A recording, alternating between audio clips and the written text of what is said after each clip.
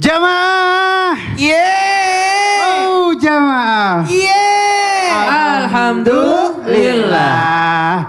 Baik, kita masih dalam tema kita, masa sih bulan Safar membawa sial. Oh ya, tadi udah jelas banget perjalanan boleh nggak boleh di bulan Safar, nikah boleh nggak boleh di bulan Safar ya.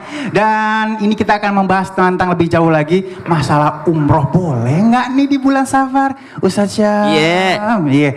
Kadang-kadang emang kalau misalnya kita nanya sama yang orang nggak paham ilmunya, terus kita percaya, kita yakinin, jadi doa mudah bahaya ya. Nah ini jangan sampai salah lagi. Gimana ilmunya guru? Silakan. Baik, tabi guru-guruku, seluruh jamaah yang dimuliakan Allah Subhanahu wa taala, dan jamaah yang ada di rumah silahkan dibuka Al-Qur'annya surah Al-Baqarah ayat 196. A'udzu billahi minasy syaithanir rajim.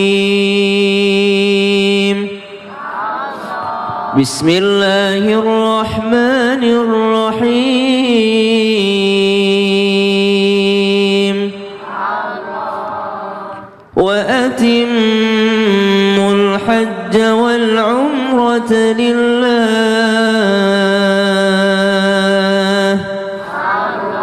Fa in uhsirtum famastaysara minal hadi.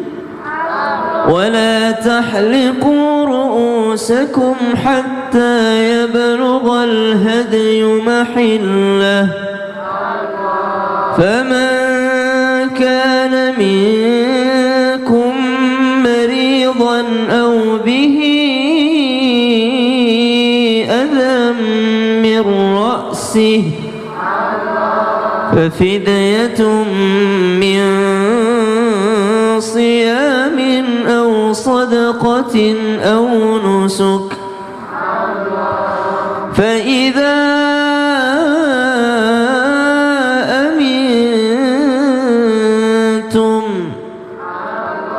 فمن تمتع بالعمرة إلى الحج فما استيسر من الهدي فمن لم يجد فصيام 3 أيام في الحج و7 إذا رجعتم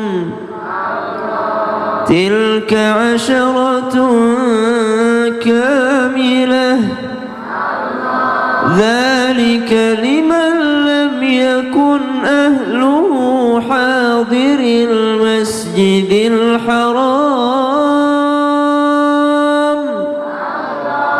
واتقوا الله واعلموا أن الله شديد العقاب. Allahumma arhamna bil Quran. Mendengarkan ayat Al-Quran tentang umrah dan haji menambah kerinduan kita kepada Baitullah, menambah kerinduan kita terhadap Masjidil Haram wa Masjidil Nabawi, dan semoga Allah berikan kita rezeki untuk berumrah dan juga untuk berhaji tiap tahun insya Allah. Kenapa? Karena umrah kepada umrah selanjutnya itu adalah penghapus dosa, dan haji itu tidak ada balasannya kecuali surganya Allah Subhanahu wa taala. Dari dalil ini kita bisa mengatakan bahwa umrah itu sangat bagus karena menghapuskan dosa. Kepercayaan bahwa umrah di bulan Safar adalah kejahatan terburuk itu adalah kepercayaan jahiliyah. Sudah dihapuskan kepercayaan tersebut oleh baginda Nabi Muhammad sallallahu alaihi wasallam. Bahkan di kalangan ulama fikih bahwasanya umroh itu memang wajib dilakukan seseorang yang mampu untuk melaksanakannya setidaknya sekali dalam seumur hidupnya, karena dia adalah penghapus dosa. Umroh ke umroh adalah penghapus dosa bagi orang yang melakukannya. Begitu pula dengan haji. Mbah Mun Kiai Haji Maimun Zubair, subhanallah, salah satu amalan beliau adalah haji tiap tahun. Bahkan beliau ini adalah selalu menyisihkan uangnya untuk berangkat haji tiap tahun, subhanallah, sehingga tubuhnya, tanah yang ada di tubuhnya telah menyatu dengan tanah yang ada di tanah haram, sehingga dikuburkan di sana, meninggal dunia di sana. Ditanya apa kira-kira amalannya, karena beliau berhaji tiap tahun sehingga meninggalnya pada saat ibadah haji. Subhanallah. Jadi kalau dikatakan ada nggak larangan berumroh di bulan Safar, maka tidak ada. Ada waktu zaman jahiliyah, tapi dihapuskan oleh baginda Nabi Muhammad sallallahu alaihi wasallam. Ibu kalau berangkat di sana, ada janji Nabi sallallahu alaihi wasallam, segala uang yang dikeluarkan itu sama seperti uang berjihad fisabilillah, dan juga akan digantikan oleh Allah 700 kali lipat. Subhanallah. Baik, mudah-mudahan kita bisa umroh tiap tahun haji, insyaallah, amin. Terima kasih guruku, ilmunya udah tertepiskan lagi ya, bahwa ini adalah pemahaman jahiliyah, sudah kita perbaiki, dan mudah-mudahan semakin paham dan semakin cinta dengan bulan Safar ini. Guruku Ustadz Maulana, ilmunya aduh, ini juga ada PR sebenarnya nih. Itu ibu-ibu pada suka berdoa, jangan lahiran pas di bulan Safar. Kayaknya jamaah di sini nggak mungkin lahiran. Kenapa emang? Wah, semua. Ya. Nah, katanya kalau misalnya lahiran di bulan Safar, anaknya punya sifat yang berbeda, bener nggak? Apa? Ya gitu. Ya. Silakan guru. Baik, bismillahirrahmanirrahim. Jamaah yang di rumah, dimanapun berada, masya Allah, tabarakallah, membicarakan tentang lahiran di bulan Safar, masya Allah, memang bisa ditentuin. Kecuali sesar sih, itu pun sesar kadang-kala juga, mohon maaf, belum tentu. Mohon maaf, kayaknya belum bisa sesar, karena itu kan, jadi semua sudah diatur oleh Allah. Kullu mauludin yuladul fitrah. Semua anak baik itu datang dengan lahir dengan kesucian. Jadi jangan pernah salahkan anak itu lahir di bulan Safar, nanti bandel, nanti jahat, nanti buruk, nanti ini. Tidak boleh, karena itu sudah ditentukan oleh Allah. Kalau saya alhamdulillah lahirnya di bulan Ramadan, minggu pertama. Kalau Abi Maki bulan apa? Apa itu lahir? Lahirnya Muharram. Muharram. November. Sasam Rabiul Akhir. Rabiul Akhir.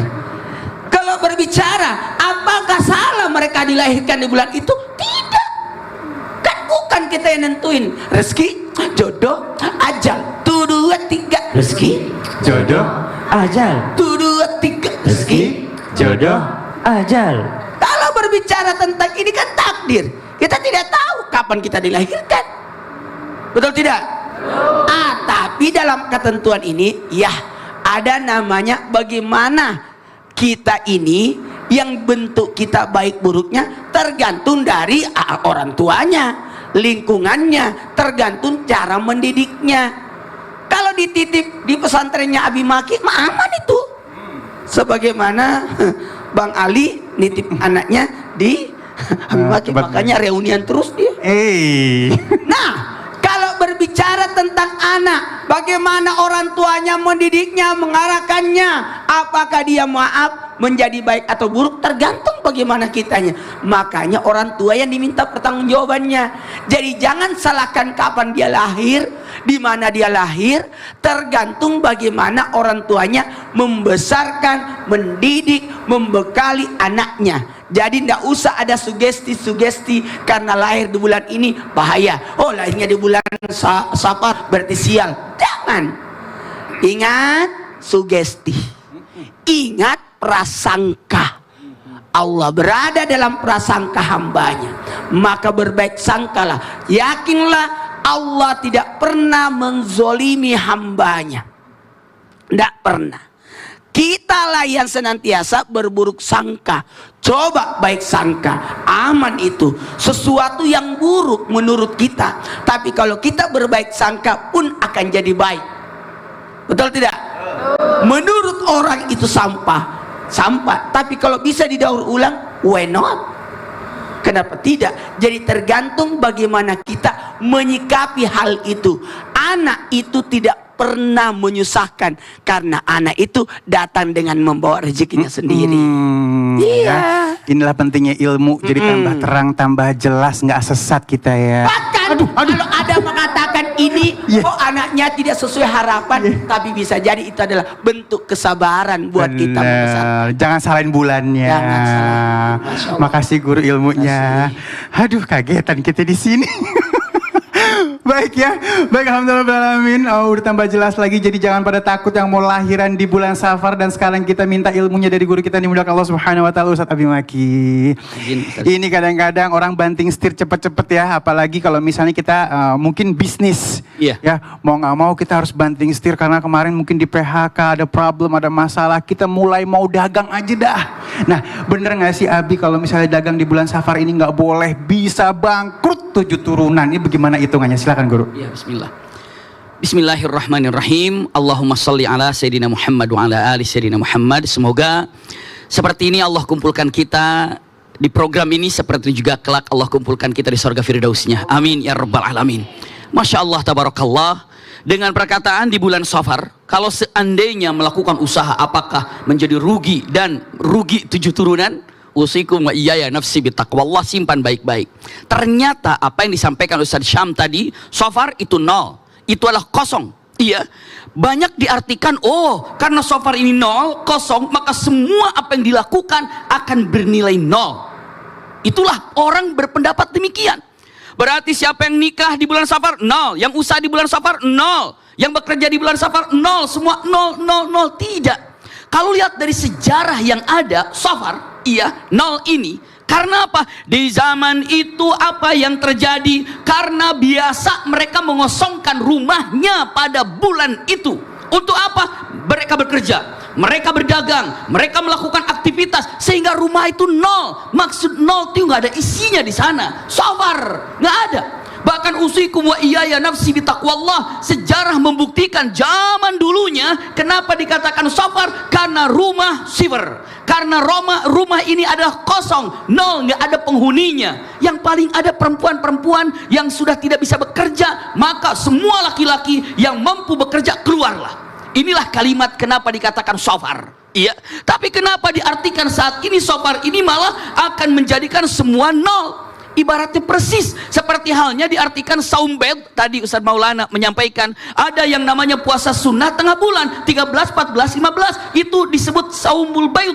Bait itu putih. Iya, kenapa? Karena saat itu bulan purnama dalam keadaan putih, nampak jelas. Tapi kenapa diartikan saum bait ini adalah puasa yang mana makan yang putih-putih, minum yang putih-putih, sehingga yang dia makan apa? Nasi saja, lalu air putih saja. Itulah yang diartikan kemana-mana. Usikum wa iyaya nafsi bitaqwallah. Ketika dikatakan Safar, ya artinya adalah apa? Bukan 0 siapapun yang bekerja di situ. Tapi apa? Dulunya demikian, justru adalah tempat di mana para pekerja giat. Dan lihat, usikum wa iyaya nafsi bitaqwallah, simpan baik-baik. Punten, ini kalimat yang indah. Syaitan tidak akan pernah mengambil rizki yang telah Allah siapkan. Rizki kita itu ada, sudah disiapkan. Tapi punten, setan ini menanamkan kepada orang yang mau berbisnis agar tidak bekerja pada waktu itu, sehingga rizkinya tidak terambil. Rizkinya tetap ada. Dia untuk menempuh rizki itu, perjalanan itu dia harus kerja, dia harus dagang, dia harus berbuat sesuatu. Lalu setan masuk dengan pikirannya, bulan Safar ini kan nggak boleh bekerja, maka rizkinya tidak diambil oleh dirinya. Tapi bukan setan yang mengambil, hanya suudzon tadi yang ada. Kenapa? Karena dengan suudzon ini bisa jadi orang ini tidak bisa jadi bekerja. Karena apa? Itulah kenyataan dan mengkhawatirkan tentang bulan Safar. Naudzubillah, naudzubillah. Masya Allah, terima kasih Abi ilmunya. Waduh, tambah jelas, tambah semangat ngadepin bulan Safar pastinya ya. Iya, bismillah. Baik, dan sekarang kita akan masuk ke dalam segmen Tanya Dong Ustadz. Kami semua tanya dong Ustaz. Siapa yang mau nanya? Angkat tangannya biar kelihatan. Yang sini kagak niat kayaknya. Oh, yang ini aja nih sebelah. Silakan Umi. Iya, langsung diambil mic-nya. Ya Allah. Boleh berdiri, sayang. Assalamualaikum warahmatullahi wabarakatuh. Waalaikumsalam warahmatullahi wabarakatuh. Wabarakatuh. Ustadz, saya mau bertanya. Ya. Ustadz, saya lagi bangun rumah, tapi di bulan Safar. Terus ada yang bilang sebaiknya bangun rumah di bulan Safar diberhentikan. Katanya tidak akan membawa kedamaian. Benarkah itu, Ustadz? Aduh, baik kita tanya ilmunya. Ustadz Syam mungkin ya? Baik, Ya, silakan. bismillahirrahmanirrahim. Dalam Al-Quran disebutkan bahwasanya Nabi Ibrahim alaihissalam itu setelah membangun Ka'bah yang mulia, itu membaca doa, Rabbana taqabbal minna innaka antas sami'ul alim. Wahai Tuhan, terimalah daripada amalku ini karena sesungguhnya Engkau maha mendengar lagi maha mengetahui. Berarti kalau mau rumahnya bagus Ibu, nanti mau selesainya bulan apapun itu, maka bacalah doa Nabi Ibrahim tadi, Rabbana taqabbal minna innaka antas sami'ul alim. Kalau mau ditambah juga bagus, wa tub alaina innaka antat tawwabur rahim. Jadi minta diterima amalannya. Kenapa? Mudah-mudahan rumah ini menjadi rumah ibadah. Maksudnya rumah ibadah bukan hanya masjid dan ibadah yang mungkin agama yang lainnya, tapi rumah itu bisa menjadi tempat beribadah, tempat di mana seorang ayah mendidik anak-anaknya, tempat di mana seorang ibu mendidik anak-anaknya, maka rumah tersebut menjadi tempat ibadah bagi seseorang. Tempat seorang ayah sholat sunnah di dalamnya, maka rumah tersebut menjadi tempat ibadah. Kemudian kalau dikatakan bagaimana agar rumah itu tetap damai meskipun di bulan Safar, maka berikan kedamaian ke dalamnya. Ibu kalau mau masuk rumah baca apa, Bu? Assalamualaikum warahmatullahi wabarakatuh. Keselamatan, kedamaian untuk kalian semua. Berarti kita pengen seisi rumahnya ada kedamaian. Doanya Assalamualaikum. Kalau kita pengen merasakan damai di dalamnya, bukan hanya Assalamualaikum, tapi membaca juga Assalamu alaina wa ala ibadillahis salihin. Ini juga yang dibaca kalau kita masuk dalam rumah baru, rumah kosong, belum ada penghuninya. Baca apa? Assalamu alaina wa ala ibadillahis salihin. Apa artinya? Kalau tadi Assalamualaikum, keselamatan atas kalian. Kalau Assalamu alaina, keselamatan, kedamaian untuk kami dan seluruh hamba-hamba yang soleh. Siapa itu hamba yang soleh? Siapa tahu ada jin penunggu tapi soleh di situ. Siapa tahu ada makhluk lain tapi yang soleh-soleh, diberikan juga keselamatan atasnya. Gitu Bang Ali. Terima Jadi kasih. lanjutin aja rumahnya. Iya. Sayang kalau Diberhentiin. Iya, subhanallah. Mudah-mudahan jadi berkah rumahnya Ibu. Amin. Ya. Berkah dunia, berkah akhirat. Baik Ustadz Maulana. Apa itu? Tetangga pada berantem. Oh, berantem. Iya udah berantem, dia bilang gini, bisa nggak kita berantem bulan lain aja? Bulan Safar ini kagak boleh berantem, perang aja Deh. Pore paha. Ali ngeraki. De na ule masasa tawe. Aga pun bulan na de na udin. Nasaba na rek masasa ki. Tappa de gagaru harap para nuruntu akan ada cengengan. Ars nasaba petui silaturahmi. Oh gitu.